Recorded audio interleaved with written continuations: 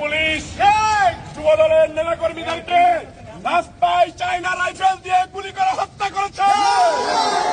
এই হাসিনার বিদায় না ঘটিয়ে বাংলাদেশের জনগণ খুনি হাসিনা একটা খুনি, শেখ হাসিনা একটা খুনি, ছাত্রলীগ খুনি, যুবলীগ খুনি, আওয়ামী লীগ খুনি। এদেশের মাটি থেকে শেখ হাসিনাকে বিতাড়িত করে বাংলাদেশের জনগণ বাংলাদেশের অধিকার দখল করবে ইনশাআল্লাহ।